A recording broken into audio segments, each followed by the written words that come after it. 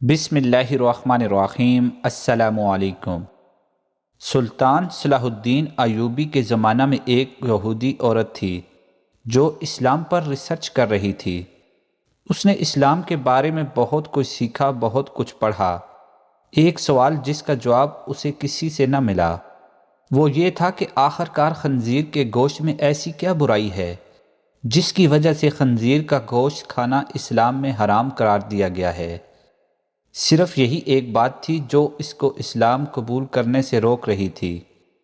اپنے اس سوال کا جواب حاصل کرنے کے لیے وہ سلطان صلاح الدین ایوبی کے دربار میں پہنچ گئی اور عرض کیا، سلطان معظم، میں نے اسلام کے بارے میں بہت کچھ پڑھا ہے اور بہت کچھ سیکھا ہے، حتیٰ کہ میں اس جگہ پر آ کھڑی ہوئی ہوں کہ اسلام قبول کر لوں، لیکن ایک بات جو مجھے اسلام قبول کرنے سے روک رہی ہے، اور وہ بات یہ ہے کہ اسلام خنزیر کا گوشت کھانے سے کیوں منع کرتا ہے۔ اسلام نے جس چیز کے بارے میں منع کیا ہے وہاں اس کی دلیل ملی ہے، لیکن خنزیر کا گوشت حرام ہونے کی کیا وجہ ہے، اس بارے میں مجھے ابھی تک کوئی مضبوط دلیل نہیں ملی۔ میں نے بائبل کو پڑھا تو بائبل میں بھی خنزیر کا گوشت کھانے سے منع نہیں کیا گیا، لیکن اسلام کیوں منع کرتا ہے؟ آخر اس گوشت میں ایسی کیا خرابی ہے کہ اسلام اس کو کھانے سے منع کرتا ہے؟ سلطان صلاح الدین ایوبی نے اپنے ایک مشیر کو حکم دیا کہ بائبل کی وہ کتاب میرے پاس لے آؤ جو اپنی اصلی حالت میں موجود ہے۔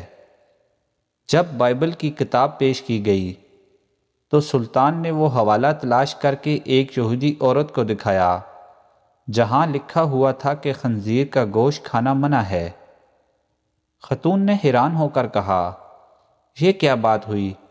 میرے پاس جو کتاب ہے اس میں تو لکھا ہوا ہے کہ خنزیر کا گوشت کھانا منع نہیں۔ یہ سن کر سلطان نے جواب دیا، مجھے ترس آتا ہے تمہارے ان لکھاریوں پر جنہوں نے اپنی عیاشیوں کے لیے اس پاک کتاب کو اپنے لفظوں میں تبدیل کر دیا ہے۔ تمہارے پاس جو بائبل ہے یہ اپنی اصلی حالت میں موجود نہیں۔ ابھی تو میں نے صرف اس کتاب سے ثابت کیا ہے کہ خنزیر کا گوشت کھانا منع ہے، اب میں اسے سائنسی لحاظ سے بھی ثابت کروں گا۔ پھر سلطان نے اس عورت سے کہا کہ کل صبح خنزیر کا گوشت پکا کر میرے دربار میں لے آنا۔ دوسرے دن اس عورت نے خنزیر کا پکا ہوا گوشت سلطان کی خدمت میں پیش کر دیا۔ سلطان نے اس کو کراہت سے دیکھتے ہوئے کہا کہ اب اس کی بوٹی کو 2 حصے کر دو۔ خاتون نے جب چھری سے بوٹی کے 2 حصے کیے تو درمیان میں سے گوشت کچا تھا۔ سلطان نے اس خاتون سے کہا کہ کیا تم نے اس گوشت کو اچھی طرح پکایا نہیں؟ تو وہ کہنے لگی، نہیں سلطان معظم، میں نے تو اس کو بہت اچھی طرح پکایا ہے۔ تو سلطان نے کہا کہ اب تمہاری سمجھ میں یہ بات آ گئی ہوگی کہ یہ حرام گوشت ہے، اسے جتنی بھی اچھی طرح پکایا جائے یہ درمیان میں کچا رہ جاتا ہے، اور جب یہ تمہارے پیٹ کے اندر جاتا ہے تو بہت سی بیماریوں کا سبب بنتا ہے۔ دوسری بات یہ کہ سور جس جگہ رہتا ہے یہ اپنے ارد گرد کی تمام گندگی حتیٰ کہ انسانوں کی گندگی کو بھی کھا جاتا ہے۔ اس کی خوراک بہت ہی غلیظ ہوتی ہے، اس حوالہ سے وہ غلاظت اس کے گوشت میں بھی شامل ہوتی ہے جو بذات خود بیماریوں کا منبع ہے۔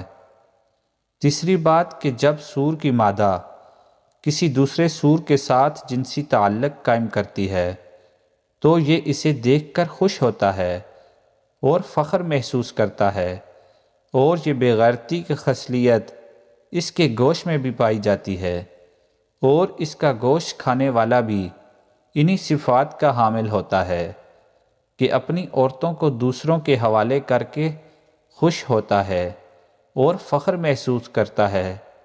یہ واحد جانور ہے جس میں اتنی غلاظت اور بے شرمی بری ہوئی ہے۔ جب آپ ایسے جانور کا گوشت کھائیں گے جس کی بنیاد غلاظت سے بری ہوئی ہے تو وہ آپ کو کیا فائدہ دے گا؟ یہ بات سن کر وہ یہودی عورت سلطان صلاح الدین ایوبی رحمۃ اللہ علیہ کے سامنے جھک گئی اور کہا کہ سلطان معظم، اب آپ ہی مجھے کلمہ پڑھائیں۔ سلطان صلاح الدین ایوبی رحمۃ اللہ علیہ نے اس عورت کو کلمہ پڑھایا اور تمام دربار اللہ اکبر کے بلند نعروں سے گونج اٹھا۔ سبحان اللہ۔ اللہ تعالی ہمیں بھی سلطان صلاح الدین ایوبی جیسا علم عطا فرمائے، آمین۔ ویڈیو کو لائک اور چینل کو سبسکرائب کیجیے، شکریہ۔